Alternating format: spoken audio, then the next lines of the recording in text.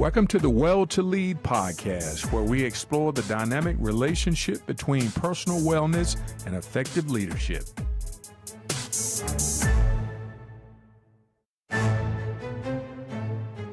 Hey, good morning, guys. This is your host, Bobby Davis here.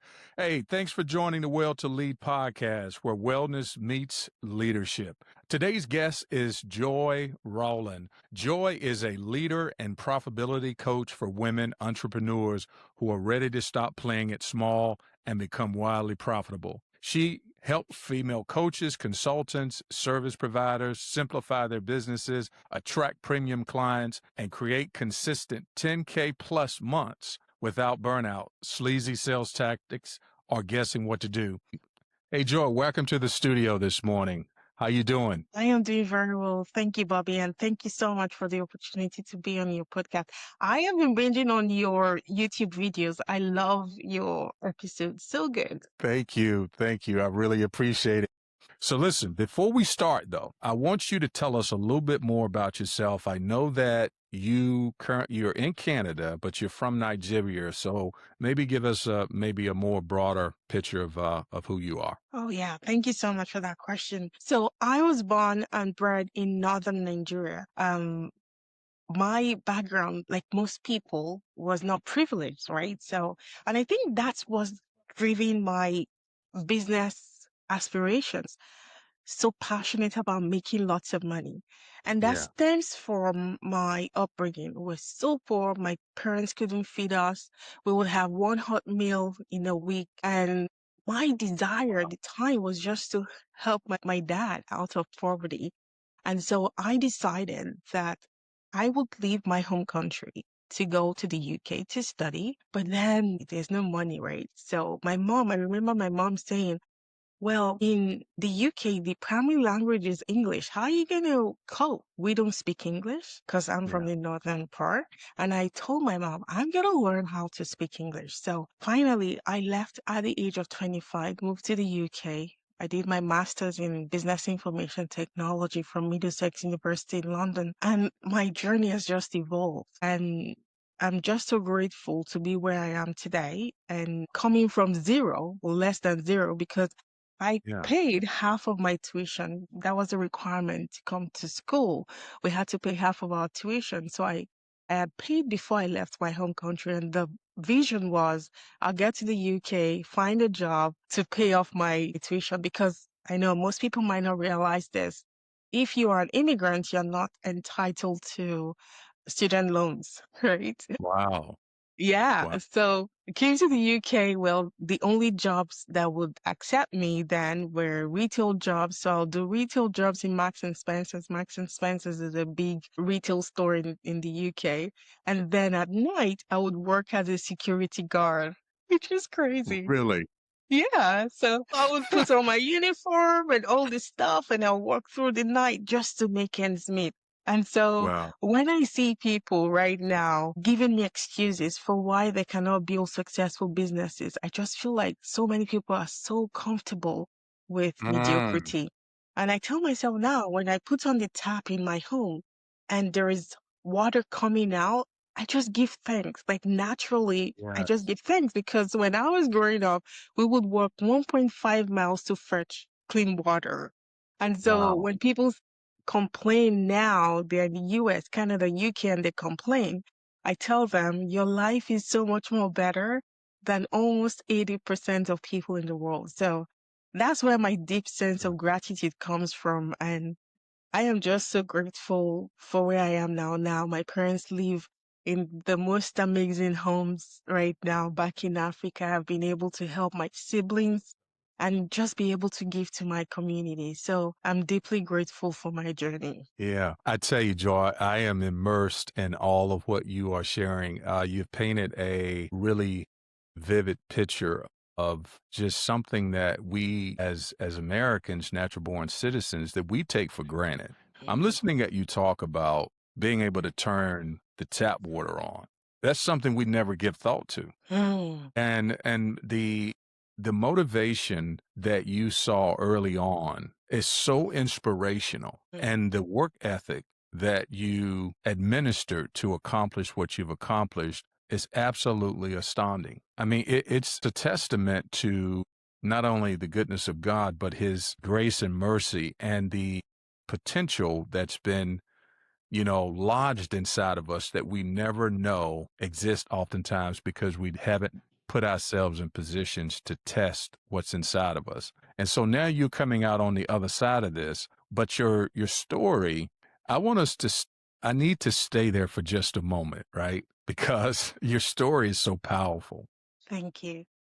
You said that you was when you said you was a security guard. The first thing popped in my mind. I'm like, okay, did you arrest anybody? Do you have a story built around the security guard thing? I can't even imagine you being a security guard. So tell us a little bit more about that. Yeah, so it was a very large warehouse. Mhm. I would come, and my shift would start at about 8 p.m. until 5 a.m. in the morning. And so there was a big room with all the CCTV, so we managed that. And then at specific times during your shift, you have to manually go out and move around and just make sure everything is fine. So I didn't have to arrest anyone, but it was just thinking back now, I'm like, girls, because they should be male dominated. I mean, that industry. But because of my desperation to make money, I'm Yeah. like, I will do that. I'm willing to take a job as a security guard Wow. on my journey. Obviously, Wow. I didn't know at the time that that was my journey, but I Yeah. was just desperate to be able to make money to A, pay up my school fees, and B, send money home because Right. I still had that responsibility to send money to my dad and my mom. And Right. so I had the mindset of I will do whatever it takes as long as it's legit, Yep. obviously, Yep. right? Yep. Yep. So that was my mentality then. So like, and for the Max and Spencer's job, 6 months into my time working for Max and Spencer's, I got a letter from the store manager thanking me for never having a day off. So when I got Hmm. that letter, I asked my colleague, why am I getting this letter for never having a day off, even a sick day? And then they told me that people are entitled to specific number of days to take off Right. as sick days. And so it was so strange to them that I never took a day off. And I'm like, Wow. wow, like I still have that letter today from the store That's manager amazing. thanking me for never calling in sick. So Amazing. That is so amazing. And I must tell you this.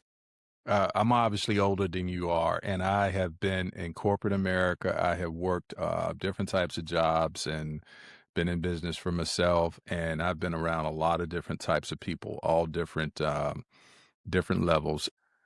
I've never heard anyone communicate that part, like what you just said, never taking a day off. You know what it takes to do that and the mindset it takes, right? Because we think differently here. We feel a lot of times that, you call out cuz not cuz you're sick, you call out just because you want to, hang out and it's Friday and you just want to hang out. And so I say all that because I'm totally impressed with your mindset. thank All of you. what you've been talking about has been mindset Mm, from the time that you transitioned from Nigeria, your home country. It was a mindset. And that mindset obviously has taken you to great heights in life. And we'll talk more about that. But I just wanted to emphasize that piece to our audience about the power of mindset. And going back to Nigeria, the fact that you said that you guys, I mean, you had it hard, obviously, but you saw something or knew something deep down inside that says, I got to go do something to deal with this situation. And that became your motivation and it helped to shape and frame the way you think. Can you tell us more about that time and why you felt the UK was a good option and perhaps why you got into the studies that you got into? But tell us beforehand, how did that come about? thank you so much. So my dad was in the Navy. So he had gone to Portsmouth in there's a naval base in the UK. So he had spent 6 months from Nigerian Navy. So he had that experience of what life could be like in the UK. And he always talked about how there was respect for human rights. How, because if you understand how life is in Nigeria, like someone can walk up to you and just treat you badly, or maybe they're in the police force and they just take your money because they're police officers. Like there is no respect for human beings, right?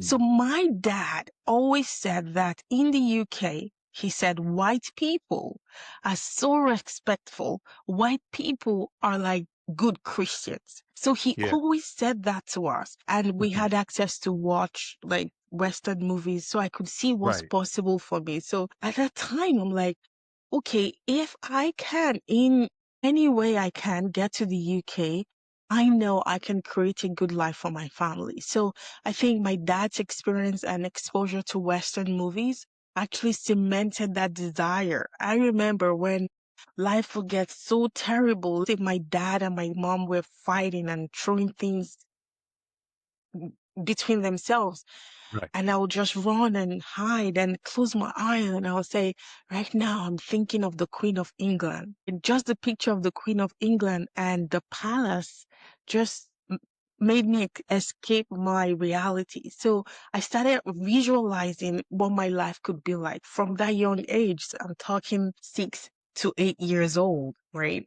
So that was my escape. So I always knew that it was possible to be in a society where you can succeed if you don't know anybody. So back home, it is who you know that can help you be successful.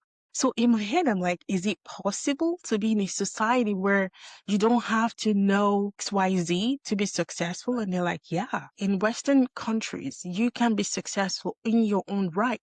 So I'm like, okay, I want to go to the UK. So that's where my desire for going abroad came from. And Wow. my journey just evolved. That's amazing. See, every time you got me on a I can't even get out of the introductory stage of this conversation with you because you keep sharing stuff that just resonate with just success principles like Mm. imagination, vision. You saw it or you saw something different than the environment that you were in. Thankfully your dad had kind of given you some insight or shared some things to you. The Western movies as inspiration, as seeing something outside of where you were. That's vision. And your imagination, again, these are mindset things that you're operating in at the time. And it's just amazing how your story kind of accentuates these principles that are tied into success is you have to imagine yourself there first before Yeah. you get there. And that's the power of vision. That's the power of imagination. And believe it or not, some people struggle with just even dreaming outside of their conditions. You were able to dream and see something while dealing with all of the challenges that you were dealing with as a young person in your home country. Yeah, and Bobby, to tell you, I didn't know what I was doing at the time. But Yeah. now, having gone through coach certification and studying great people, now I see the power of visualization. And Yes. now I have used that. And at first, I'm like, was it a fluke? Right? But now I intentionally install the future I want, and then it Yes. comes to pass, which is wild.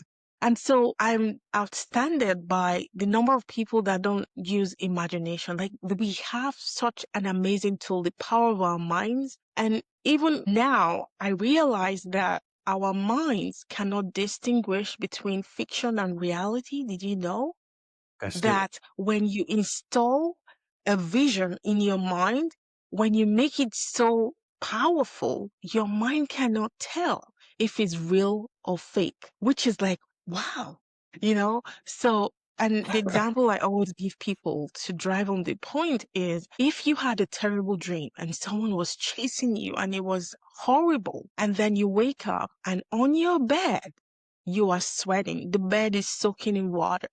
Yeah. Well, it didn't happen in reality, but it happened in your mind, and you had that Yep. reaction in reality.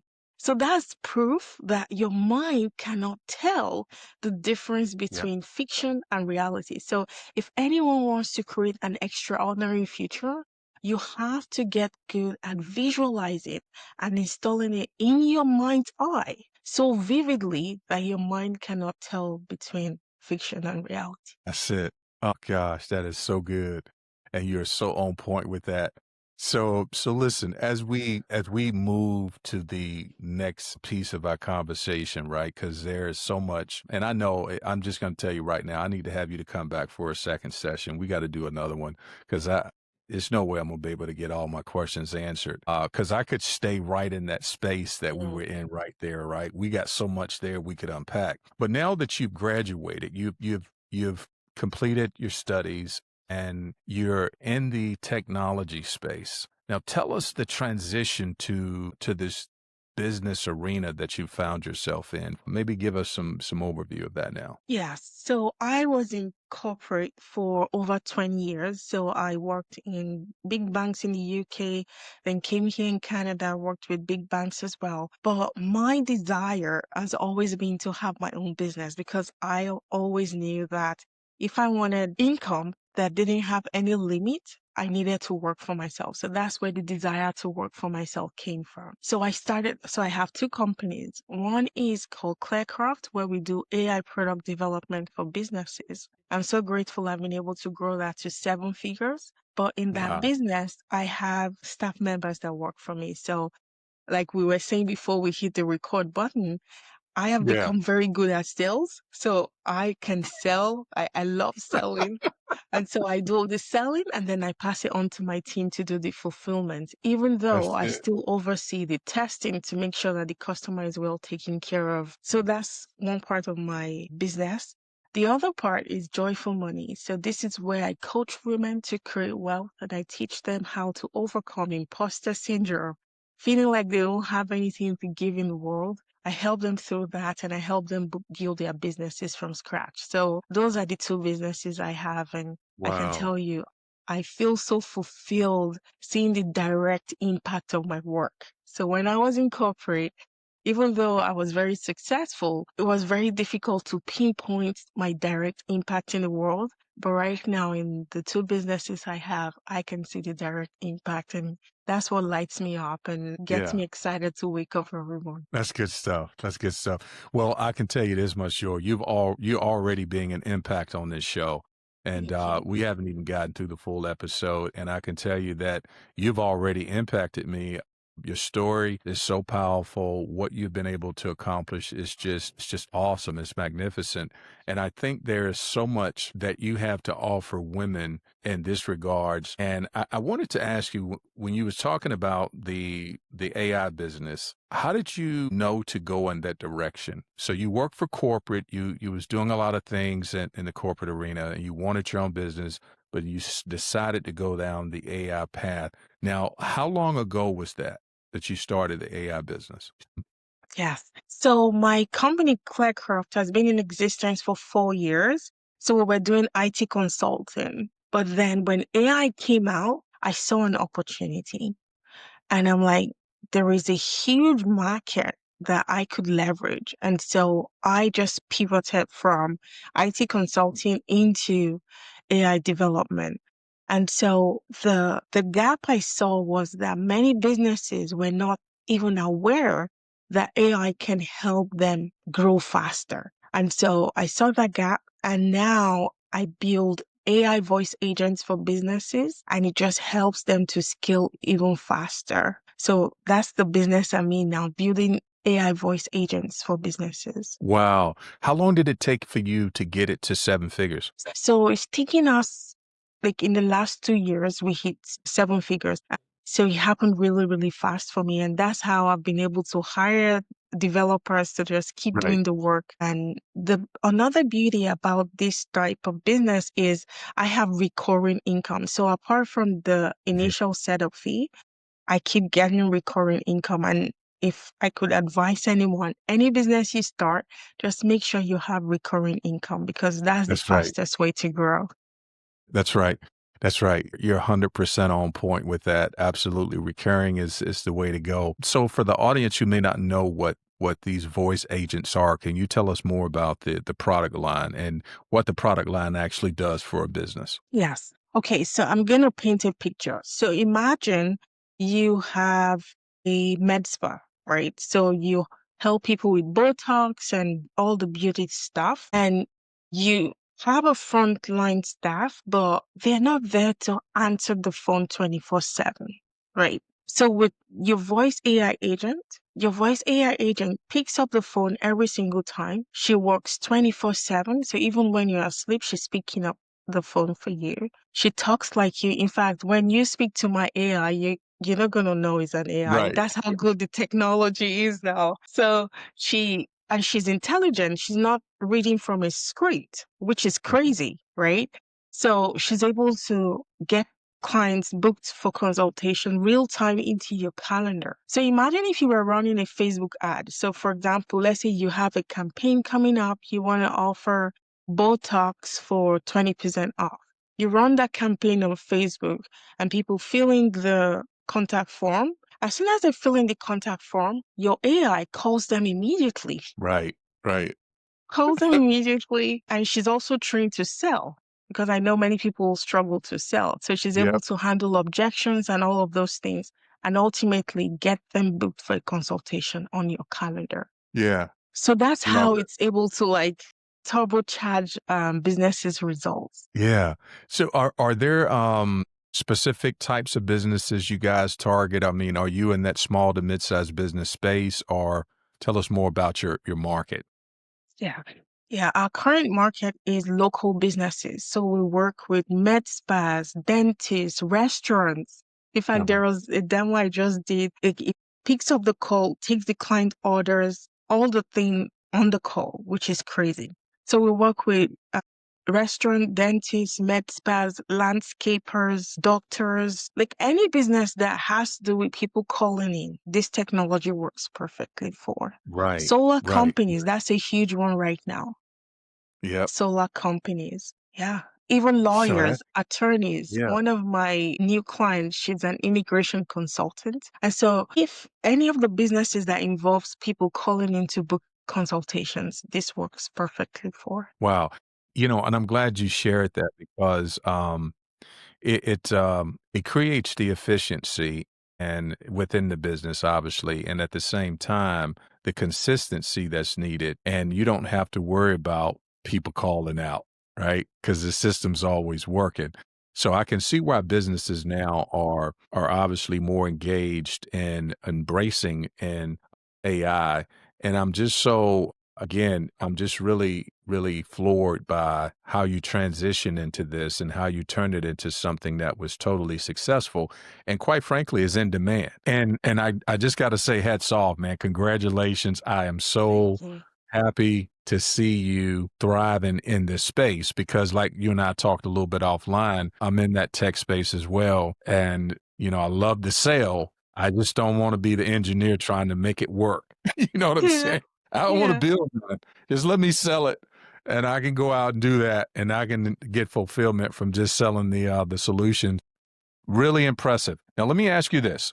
So now you got this thriving business, somewhat on autopilot, right? Because you got some help and you got some folks in there that's taking care of the operations and running the back end. But is this your passion or is it part of your passion? Tell me about that. Yeah, so it's definitely not my passion, but I enjoy doing it because I love tech. Obviously, I studied computer Yeah. science, so I enjoy the work I do there.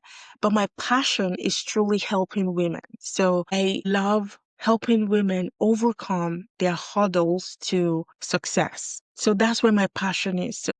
I have my business called Joyful Money. This is where I coach women one-on-one in group setting and in program settings. I help them build online businesses based off of their experience. So Wow. my joy in life is helping women become sovereign financially so Mhm. that they are not in difficult situations because of their finances. So Yeah. that's my passion, helping women make lots and lots of money. I love it. I love it. Oh, that's so awesome. So you have the coaching business, which seems to is your passion and obviously it brings you a great deal of fulfillment in doing it. How did you get there? How'd you get Oh. to coaching? Why'd you get there? Yes, thank you so much. I got there during the pandemic. So during the pandemic, I was still in a 9 to 5 which was fine. I had just had my daughter. Mm. And so after the pandemic, they're like, we needed to come into the office. And I'm like, no. Yeah. I had just gone through a terrible depression, terrible bout of depression. And I Mm. knew if I was stuck on a train for an hour to get to downtown Toronto, I knew my mental health was going to take a like, deep dive. So I decided to look for other options. And so I came across the Life Coach School by Brooke Castillo, went through the Life Coach School, got certified, and decided to launch my own coaching business. So that's where the passion and the desire for coaching came from. And ultimately, I had seen the impact of coaching on my life. Yeah. So I knew the power of coaching to help people overcome their mental roadblocks to achieve the life they want. So it had happened for me through coaching, and I knew that I could help women. And so that's where my passion for helping women came from. Wow. So you had you were dealing with depression, you said at Yeah. some point, right? Tell me a little bit about that when you was dealing with the depression situation and how did you kind of transition through that piece? Because I know that's a real issue for a lot of folks, especially nowadays. Yes. So I had gone to my doctor and I was telling you offline, I'm Mhm. like, on paper, my life looks good. Why am I having all of these struggles? Why am I having all of these bad thoughts? So just to back up a little bit, I had sadly experienced three horrible miscarriages, right? Because I was Mm. trying to have a baby. And so finally, I had my daughter, Ivy, and I'm like, this is a live baby. Why am I feeling sad? Why am I struggling? And they were like, oh, it's postpartum depression. You're going to get over it. I didn't get over it. So I went to my doctor and he said, after all the like, you know how they ask you all the questions, all of the Right. analysis, he said I was clinically depressed and he was going to put me on antidepressants. Well, Mm. I had seen the impact of antidepressants on my husband. He was suicidal and he went Mm. on antidepressants and it didn't really help. Like he had all the side effects. He became bigger, his libido went down, and many things, right? So I already made a conclusion that antidepressants weren't the answer. So then I started to pray because I'm a woman of faith. I Right. started to pray. And then through that process, different people came into my life. I met a lady called Danielle Matthews. She introduced me to something called redox signaling molecules that replenishes all of our signaling molecules in our body. It's a natural product. So I started using that, and that really helped me.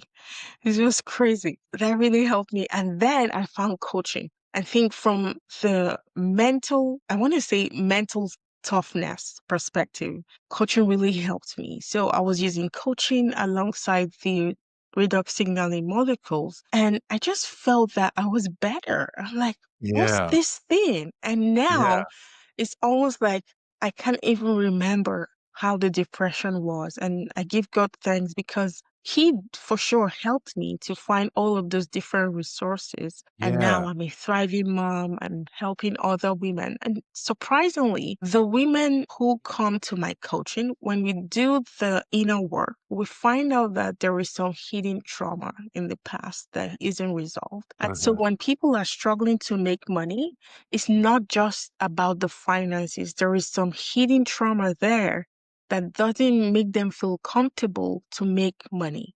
And so I help them uncover. And I just want to tell the audience that there's a difference between coaching and therapy. Mm. If I discover that someone needs therapy, I tell them you need to go to therapy. So I'm not Right. saying my coaching replaces medical advice or if you need to go on antidepressants, because I know some people are on antidepressants and they're Mhm. thriving, right? So I just support people and then help them to overcome that past trauma so that they can step into the identity that God has created them to be. Because when God Yes. created us, He said, go have dominion. That's right. That's who we are.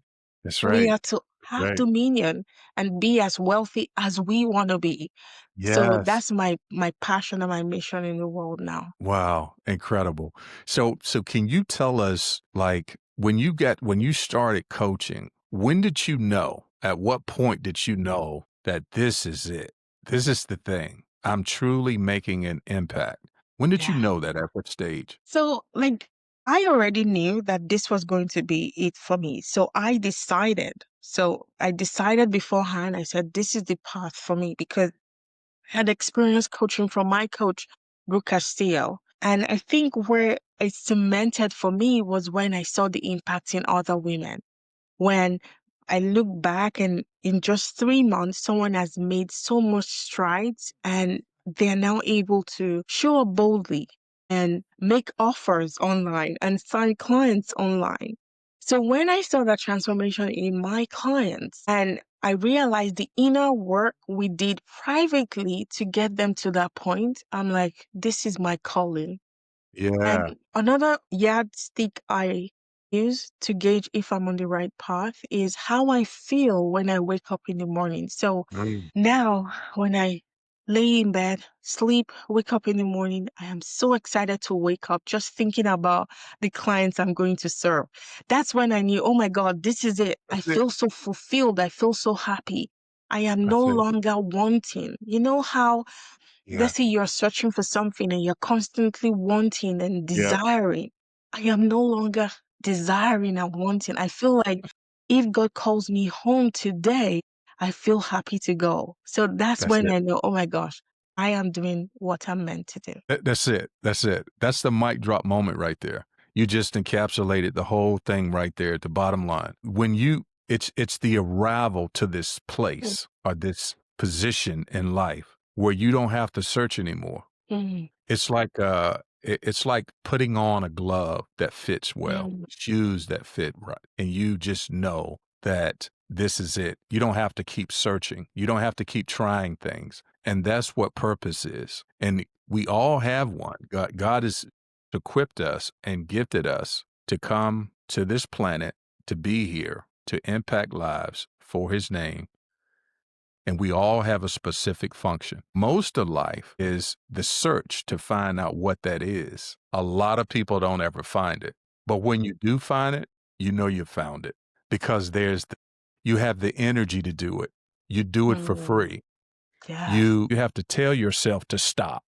Mm, I find myself sometime and some of the things that I'm doing right now that I know God's called me to do, I have to tell myself, I said, Bobby, I said, it's like 7 or 8 o'clock. You got to pull back, stop. mm, Because I could keep going and keep working and keep doing the thing because the doing the thing gives me energy. It's the energy that you get from operating in what you were called to be. See, that's the thing. It's not grunt work. It's not something that you hate to do. It's something you think about while you lying in bed, right? You like, mm, is it 8 o'clock yet? Man, I can't wait to get there to start doing this thing. And that's the exact opposite for most people, what they experience. They can't wait for the day to end. And they hate when the day starts because they find themselves, and I've been there, you find yourself in work that you're not well suited for. Not that the work is bad, it's that God created us specifically to operate in a purpose and plan that He has for us. And only He can give us the guidance to get there. And once you get there, you know you're there. And it's amazing that you were able to share that because it's oftentimes an experience that a lot of people don't find because they really mm, hate just like what they're doing. But they don't know that there's this place where you can come into your life's work. And when you find it, the search is over. You know that this is what you were created to do. And I tell you what, Joe, I'm so glad you shared that because there's still hope for people who are still mm. searching to know that there is a place in life that God has reserved for you, that you are naturally gifted to function in. And when you're functioning in it, it doesn't feel like work. Yeah. It doesn't feel like work, you know? And Bobby, yeah, I love what you just said, and I'm just having this pull to for us to stay here and Yeah. help people in our little way. if someone is listening right now and then that's that space where they are not excited about life, they are Mm, not, they don't feel fulfilled, they still have this nudge that there's something more for them, or they are going into a job they don't like. And I feel like that's a bad life to live. I yeah. feel like that's prison, to be in prison, to be Yes. in shackles. I feel Yes. like there is more for them, but how can they find more? Because some people are thinking, I have no choice. How do I Mm-hmm. pay my bills? Mm-hmm. Mm-hmm. So, and some people just need the courage Yes. to just take that first step. Some Yeah. people want to wait until they see the entire staircase before they take the first step. Yes. And what Yes. I have found from my story, it was when I was trusting enough to blindly take the first step Yeah. that the path became clearer. Mhm. So I want to just encourage someone listening right now. If you're in a job you're stuck in and you're like, I want more, but I feel like I can't get more. I just want you to have the courage to take the first step. What do you think, Yeah. Bobby? No, Joy, listen, you couldn't have said it better. And there's always a first step. There's Mhm. always a first step to any road that you go on as far as recovery is concerned. There's always a first step. And the first step, a lot of times, is the hardest. But I'm glad that you sense what I sense, that we were on to something here. And I wanted to pause because like I said earlier, I'm gonna have to get you to come back to finish this up. This piece here is so vital because your story serves as somewhat of a blueprint, Mm. right?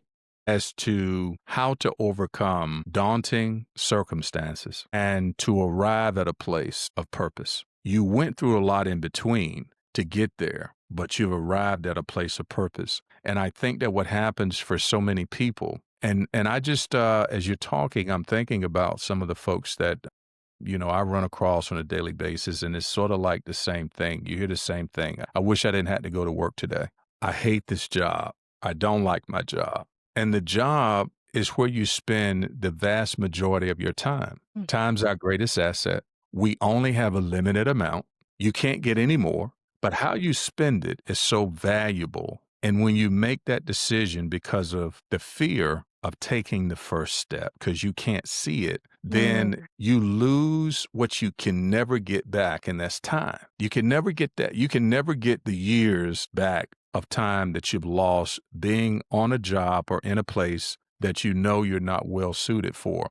And I want to preference this by saying that it's not so much the problem with the job as much as it is this, that I believe it's just that you're just not well suited for it. But there is something that you're well suited for. And there could be that this job is not the place where you're supposed to be. That don't mean go quit today. That just means that there's something else that you're better suited for. And this job that you're taking the position in could be something that is well suited for someone else. But you have to be willing, no matter what, to do what you just said. And that is, you have to take the first step. And the first step is not something that you can see how it's going to turn out. You don't know the path that lies ahead. You didn't know the path that was Mhm. ahead for you, but you took the first step. You took that first step. That that the fear, Joy, is what I think that holds people back. It's the fear of loss. What if I Mm. do this? How am I gonna make it? We're so addicted to the paycheck that we just well, I don't know. I would love to go do this thing, but it's not going to pay me the same amount of money. How am I going to pay my bills? How am I going to do this? How am I going to do that? But I go back to your story. You had saw something outside of your current circumstances. And vision and your imagination played such a large role in your success that I think for the person who may be stuck in a situation, you don't have any answers, you don't like the situation that you're in, imagine yourself somewhere else doing something that you do want to do, because it's the imagination and visualizing where you're trying to get to that helps to position you to take the first step. But you can't take the first step if you don't know, if you don't Mhm. have something that you can see that's better than where you are. And that's to me is where we find ourselves encased in this mental prison because we don't know the power of imagination. But your story and the sequences and the steps, if people can grab anything from this podcast, I'm hoping that they can extract those pieces and see the progression of how you got to your purpose. It's a journey. Yes. You didn't know this or see this or understand this when you were in Nigeria dealing with the conditions that you were dealing with there. You didn't see the business. You didn't the No. business, you didn't have that. You didn't see coaching. You didn't know that, okay, I'm gonna be this great coach one day. That came as a result of you taking the first step and seeing outside of your circumstances. Because you can never get to where you need to be in life if you can't see. And I'm Yeah. not saying see from a physical standpoint. I'm talking about an act of the heart to say, okay, you know what? I know right now my circumstances don't look good. I get that. I'm not where I want to be, but I can see myself doing something Hmm. greater than this. And you start imagining yourself doing that. And that's when you can begin to say, you know what? I can take one step towards this. If it means picking up an extra course, on the side, doing something once you get off work, come and work on that business or take that extra course or whatever it is that you see as a first step towards moving to this new place in life and coming out of the circumstances that you're in, but as a condition of the heart. Wow, Bobby, what you just said is profound. So profound. I'm having goosebumps now. Because when you said we have to be able to see, I just remembered a section of the scripture where God was asking one of the prophets and asking him, what do you see? Yep. Like we have to have that vision in our mind's eye first. So I Yes. love Yes. that you're asking people to go inward and visualize. And the Bible says, write the vision, make it plain. That's We right. have to have the vision first. So, and I just want to encourage people who are maybe in that circumstance where they don't feel like they can get out of a job they don't like. I want to tell you that there are people in your exact same circumstance, in your exact same job, they are perfectly fine in the job. There Yes. is a reason why you feel like there is more. The reason you feel like there is more is because there is more. There he So is. this is just crazy. So I want to encourage you, if you feel discontent, if you feel like, and this is way more than money, right? So I Yep. know people want the steady paycheck, but do you want to leave the world with your potential dying with you when you're ready to go? The answer On. is no. So it is so worth exploring what that more is for you. And like Bobby said, just take the time. You don't have to quit your job yet. And I Yes. tell you, once you start pursuing your dreams, you're going to feel better in your job. Like that anxiety and depression you feel in Yes. your job now, Yes. because you Yes. start to pursue your vision, you're going to feel Yes. better. And then when you That's right. feel better, gradually you get to the point where you can now quit this job, not out of depression or sadness, but out of the joy of the future you've created for yourself. So, That's right. That's right. Bobby, I just love everything you've said. And I'm just so grateful you have this platform for people to come, to grow, to see that there is more for themselves. And I want to have you on my podcast. Yeah, I got to do it. I can't wait. I can't wait. Joy, I'm telling you, we got so much to cover. Yeah. There's so many segments that I have just been looking at, and as soon as I jump off with you, I'm gonna make sure I write them down because there are segments that we can Mhm. create and craft around this discussion because it's so power packed. The piece that you just kind of talked a little bit about there is that while you're on the job or you're in the position and the position is causing discontent, pay attention to the discontent. The discontent is a signal. It's a flare. It's like a check engine light coming on to say, just like what you said earlier, that there is more. Don't try and bury the discontentment. The discontentment is the fuel that Yeah. you need oftentimes to help you begin to see that there's something else different. Mm, Because if you were content on the job, then there would obviously be no issues. There would be, there would be no need for vision if you're content. But mm, see, I know one time when I was stuck on a job that I knew I was not well suited for, Joe, I remembered that I had to pay attention to the discontent. And I had to say, God, what's wrong? Is there something wrong with me that, I mean, this is not a bad paying job. It's relatively simple, it's easy, it's not perfect, but how come the other people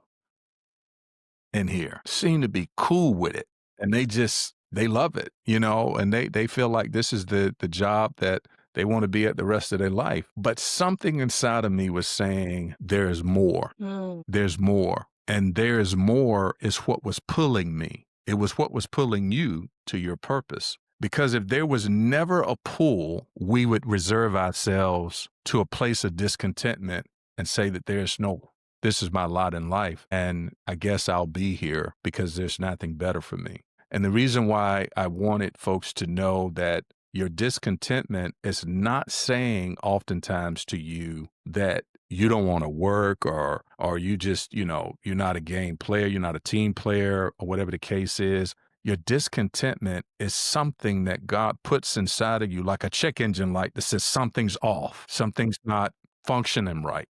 And that discontentment is what began to pull me towards my purpose. Had it not been there, then I would have been under the assumption that I was okay. The discontentment, pay attention to it Yeah. because you can never change what you are comfortable with. And change is going to be necessary for those that are seeking to do what God's called them to do. You have to have um, the willingness and the understanding enough to pay attention to those signals that you get, Yes. you I know? desire to start messy. So Yeah. don't wait until everything is perfect. Be Right. willing to start messy. So the reason I Yes. say this is because 2 years ago, when I started my podcast, the Joyful Money podcast, I had no clue what I was saying. English is not my first language. I started learning to speak English at the age of 25. So I have that imposter syndrome. I'm like, do I have something of value to say? But I started messy. From that podcast, the president of the National Women's Collaborative out of Washington, D.C., found me, and now I'm going to be Wow. speaking in September at the national conference in front of hundreds of Wow. women, which is incredible. Now I'm Wow. having people listening to my podcast, creating posts and tagging me in the post, referencing my episodes. I'm like, Yeah. what's going on in the world? The world has become crazy. Like, this is just the girl from Africa, right? So I just want to encourage people, be willing to start messy. And not only that, in April, I was invited to speak at it's called Beyond Patient Care Conference. And from that Uh-huh. conference, seven clinicians, seven doctors, female doctors became my clients. And I've made well over 47,000 just from that 1 hour of speaking on that stage. Wow. So I just want to Wow. encourage people, do not think you have to be perfect. Just start messy. There is a That's reason it. why you have that discontentment. So, like Yes. Bobby said, listen to that discontentment and start messy. Yes. Yes. I love it. There's a You're right. So if we can, there's so many things here that we can talk about, right? But the starting messy piece, I can't tell you. It's the beauty of the journey because you can go back and you can look at where you started and you can say, man, I can't even believe I got on there talking about that crazy stuff on this podcast, right? I was so not prepared. I was so out of my element, but you can see this progression of growth that comes from consistency, showing up messy.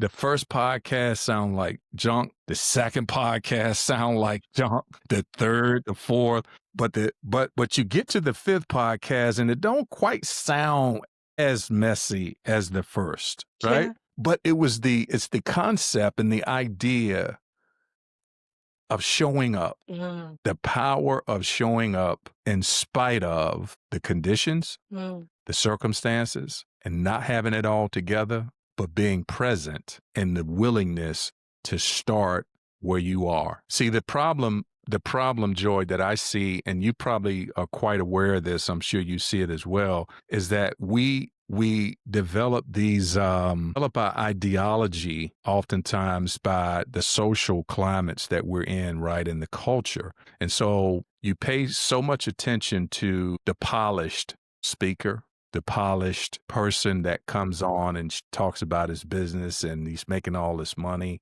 And you pay so much attention to those people who've been doing it for a minute without realizing that they too started messy. They started ugly, yeah. discombobulated, uncertain, having to face and deal with the imposter syndrome. I'm not called to this. This is not what I should be Yeah. doing. Why am I on here? Nobody's going to listen to me. I suck. You go through Mm, this negative self talk, but they went through it too. The difference, they kept showing up. That's the key to success in all areas of life is the ability and willingness to show up. Let me tell you this really quick story. This really quick story because I tell you a little bit about my weight loss journey. Let me tell you the thing that was interesting. After I had failed at dieting, I had been dieting for years and I could not lose weight and keep the weight off. So I mean, I had this history that I had to contend with of failure. But it was this one last time where I asked God to help me. That the whole thing shifted. Now, what's interesting is I know that the dynamics of losing weight, which is you have to reduce your calorie count. We understand that. We also know that you got to get moving. Movement is part of the process, right? We need to be active in some kind of way. So I knew that. I knew all of the nutrition, all of those things. But for some reason, they never worked before. But this one time, after I submitted this problem to the Lord and asked for his help, that when it came to the exercise part and the fitness part, I said, man, I don't really want to go to the gym. I'm 300 and some odd pounds. I don't know what I'm going to do in there. I just don't even want to go because I had a bad experience. The gym just never proved results for me. But here's what's interesting is as if it was like this for me. It was like, don't worry about the workout yet. mm, Don't think about lifting the weight. Don't think about the treadmill. Don't even think about the scale. Don't watch the scale. Just get to the gym. That's your win for today. If you can just get to the gym and mm, be present, you've won. mm, You've won. You've won. You don't have to get in there and do all this stuff. You just have to get to the gym and mm, get to the doors. So what I did is I said, okay, Bob, today, your objective and your goal, you're going to have to get out of bed. And I started my workout like early morning. So I get to the gym about 4 a.m., 4:30 in the morning. I did this, Joy, for probably I did this for about a week and a half where I just got to the gym. I would go in there and look around and watch other people working out. And I might, look at the machines and stuff. And I just hang out there, just kind of. But what I didn't know at the time is I was producing a habit mm, that would lead to the results that I was desiring, which was weight loss. But I had to start by not focusing on the outcome as much as I needed to focus on the consistency. My fight wasn't the scale. My fight was consistency. And the consistency to get to the gym, I'm like, oh, okay, it's kind of not that bad. I mean, I'm kind of getting used to getting up now and I'm getting to the gym. And I said at some point, I said, I might as well go ahead and work out. mm. So Wow. now I'm working out. So I take that principle that I learned about consistency and just showing up. And I said, okay, Bob, you can't really lift. You're just out of shape. So you don't even know, you don't even know what you can lift. I said, well, I don't know what I can lift. I'm not going to worry about the outcome. I'm just going to lift some weights Mm, today. I'll start where I can. And all I kept thinking about was every day, show up, lift some weights, do some cardio. And before I knew it, the weight mm, became the byproduct, or the drop in weight became the byproduct of me instituting these mm. principles that I learned, not focusing on the outcome. And in 12 months, I lost 100 pounds naturally. And so the thing is, going back to what we were talking about, I started messy. I'm this 300 and some odd pound dude in the gym looking around, looking crazy. But I was there, I was present. And as a result of showing up and staying consistent and being willing to start messy, I saw my life change. But then I was like you, I realized I was on to something. I'm like, can I apply Mm, these principles in other areas of life, not just in the wellness and health space, but can I apply these principles in business? And what kind of results would they yield for me? So I started applying them in business, and I saw that they were working there mm, also. And so that's why, if we can stay focused not on outcomes, mm, but on process. All of this is process. Then the outcomes that we're desiring will happen. But we get so far ahead of ourselves and we're focused on outcomes because we see, the guy with the six pack, he's lifting all this weight and stuff like that. And so I'm looking at the outcome. He had to embrace the process also. Bobby, that's a profound story, and I feel like you need to write a book. What you've achieved is profound. Seriously, so profound, and seriously, and I can No. so relate to the consistency bit. Now it's interesting, Joy, that you said write a book. I have a book coming out the end of this month about what we just talking about. What's the title? It's beyond weight loss. Wow. And it's about wellness principles, but they're principles in addition to that being effective in the wellness space, but they're principles that you can apply in any spectrum of life. If you're trying to be successful in business, these are principles. These are things that God already created. Mm, All we have to do is apply them correctly, and they'll give us the result that we're looking for. And so I realized this through my weight loss journey. It's really a chronicle of my journey, the ups and the downs, the prison mm, that being overweight caused for me. It was a prison. It was literally a prison. In my mind, I felt that I was in prison in a body that I didn't like. mm, And here's what's interesting. I got here by my own choices. They were self imposed. And if I got there because of my own choices, which were oftentimes not in alignment with God's will for my life, then it would be my choices and my alignment with God that would pull me out of this condition. Because being severely obese was causing me to have a whole lot of issues. I mean, I had severe sleep apnea. They diagnosed me as actually my sleep study revealed that I would consistently stop breathing, and they said I had stopped breathing over 185 times in one night. So imagine you stop breathing like 185 times. So when I look at that and when they was telling me that, right, I was like, so God out of 185 times, he kept resuscitating me each time I would go out and I wasn't breathing. He was like, "No, you got a purpose here. You got a plan. I have a plan for your life. You ain't going out like this. Boom, boom, boom." So every night I'm going through these series of breathing, stop breathing, breathing, stop breathing, breathing, stop breathing. So this is wreaking havoc on my life physically, like mm, high blood pressure, in addition to pre-diabetic status. mm, But Joy, the biggest problem was my mental. You talked about depression. I was functioning as someone depressed and didn't mm, know because I couldn't self-diagnose my situation until I wow. got out.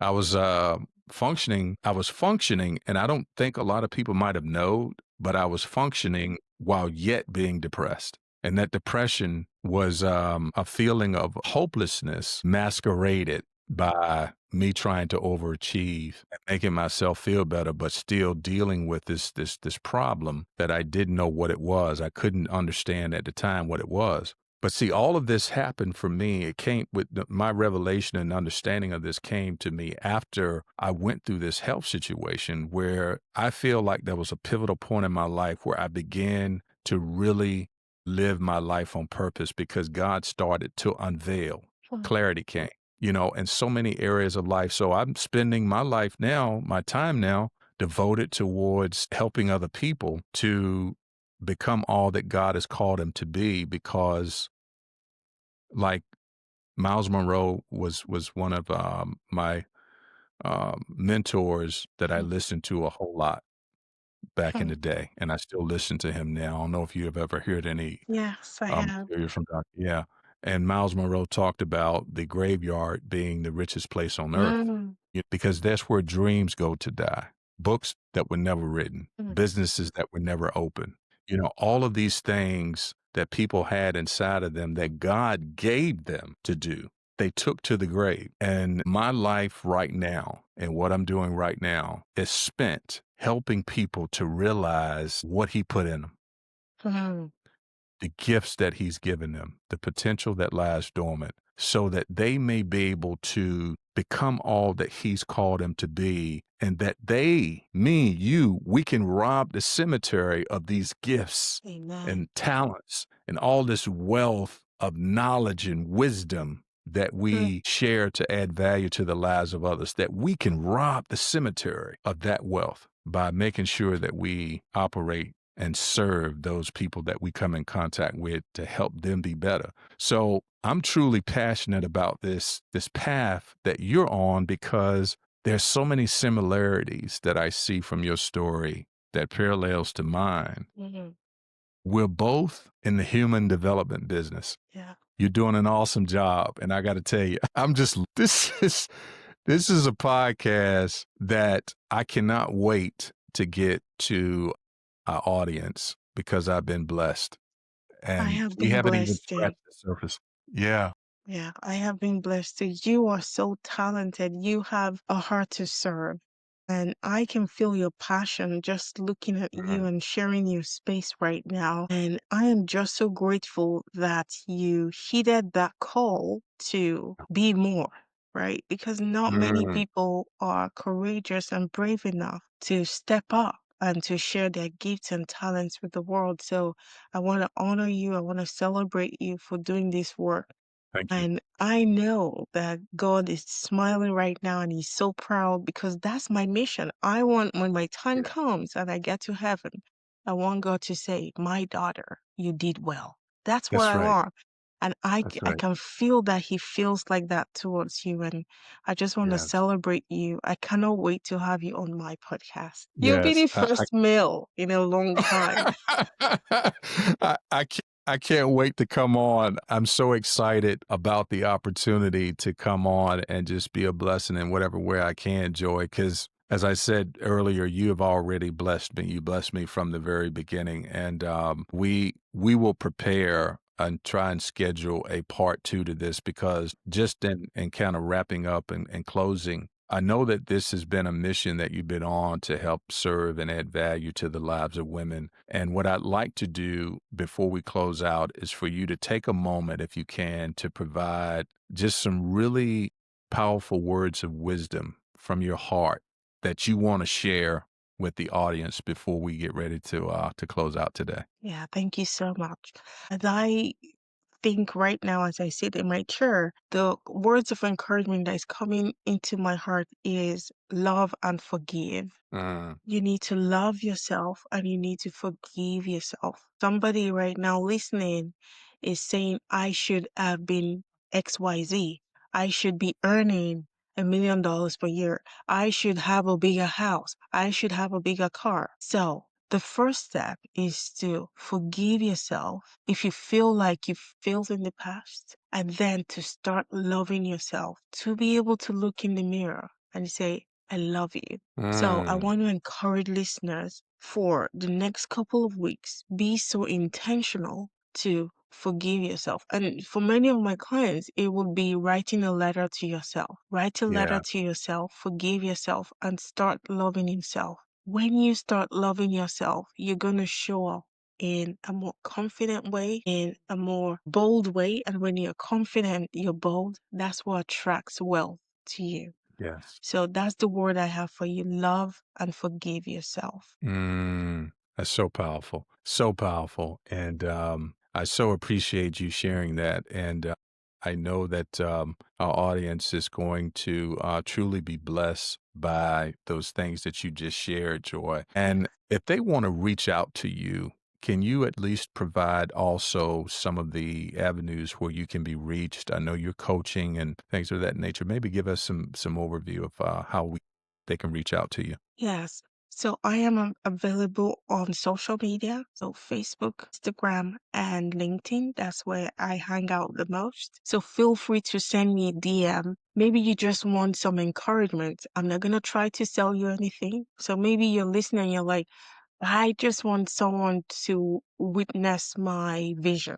And you want to tell me, this is my vision. In a year from now, I want to start a business or whatever God is laying in your heart. If you want me to be a witness to that, just send me a DM and I'll follow up with you maybe in 6 months to check in on your progress. I want to do that for people. So feel free to send me a DM. If you want to email me, is joy@joyrowland.com. I'm going to add that to send it to Bobby so he can add that to Yeah. the show Mhm. notes if you want Yeah. to do email instead. Absolutely. All right. That's good stuff. Good stuff. Well, folks, you guys have all of the avenues where you can reach out to Joy. And I'm sure that if you're listening to this, especially if you are a woman with aspirations or leader in the making, looking to get to the next level, that you'll certainly reach out to her for guidance. And she has dropped so much wealth today. And I'm so appreciative, Joy, of you taking time out, first of all, to come on the show and just being authentically you, being who you are, and just coming on and being a tremendous blessing. I really, really appreciate it. Folks, I wanted to let you know that that's all we have today.